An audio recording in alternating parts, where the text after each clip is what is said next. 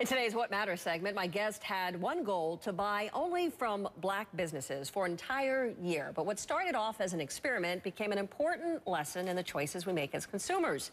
Maggie Anderson, she is the CEO and co-founder of the Empowerment Experiment. She's also the author of Our Black Year: One Family's Quest to Buy Black in America's Racially Divided Economy. Also joining us here in Atlanta, Georgia Tech economist Danny Boston. Maggie, I want to start off with you. It's interesting because you read your story and you had kind of a rough year, I would say. I mean, trying to find anything from toilet paper to, a security system. What kind of obstacles did you face? Well, actually, when we conducted this experiment, we did this thinking that it would be a lot easier than it turned out to be.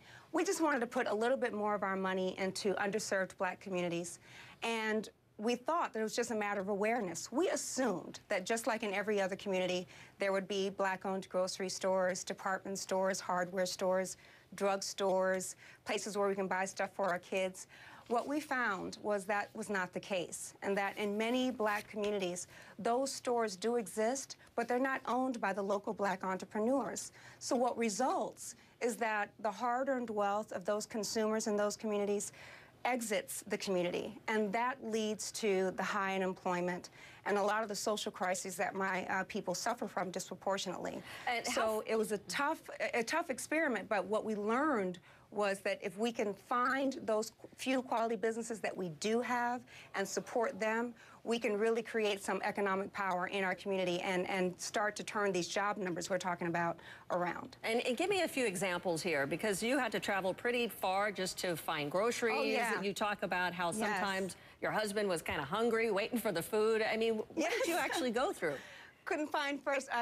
We learned a lot about this phenomenon, about the food and retail deserts. So fortunately, there was one black-owned grocery store in all of Illinois. It was about 20 miles from our home. We supported that grocery store. It was this perfect place. It had fresh produce, fresh meats, fresh fish, great groceries. That store closed down in the middle of our experiment. So after that, we had no option, if we were to abide by the experiment, for fresh food, for groceries.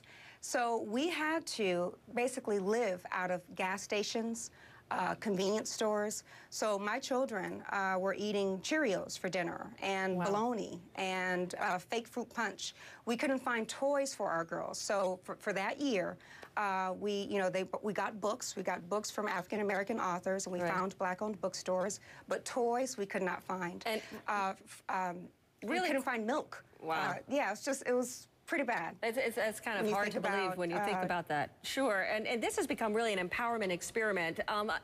Take on your critics, if you will, some who say, well, buying just black, that's like a form of racism. How do you respond to that? Well, this is how we put it. First of all, what we're doing, what we're advocating, is not that Americans go out there and completely, exclusively support black businesses.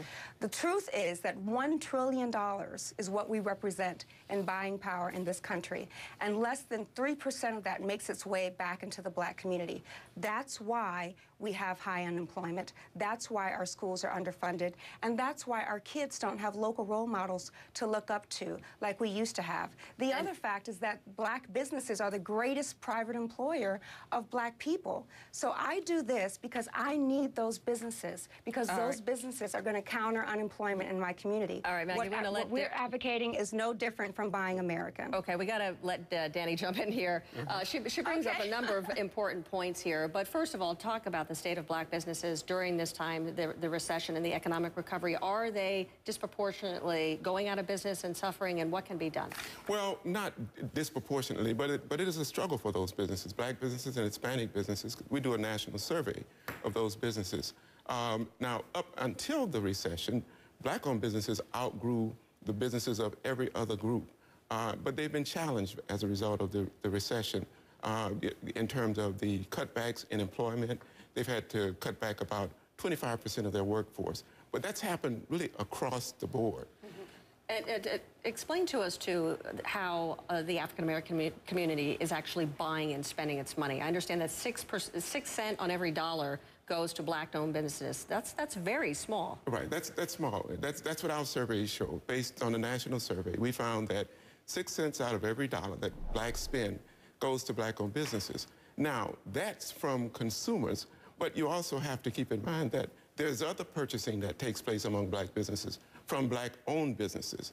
And many of the problems that Maggie encountered are problems that are associated with how the residential pattern, the location pattern of those businesses, because the businesses have followed the community out to the suburbs. And so in many central cities, you find those deserts. So even though the businesses are growing very rapidly, you have to look at the location pattern of those businesses to explain some of the problems that Maggie encountered. All right, Danny, thank you. We're going to hang on to you for a little bit longer, too, because obviously the president's going to be talking about the new jobs numbers. Thanks again, Danny, and Maggie as well. Appreciate your time.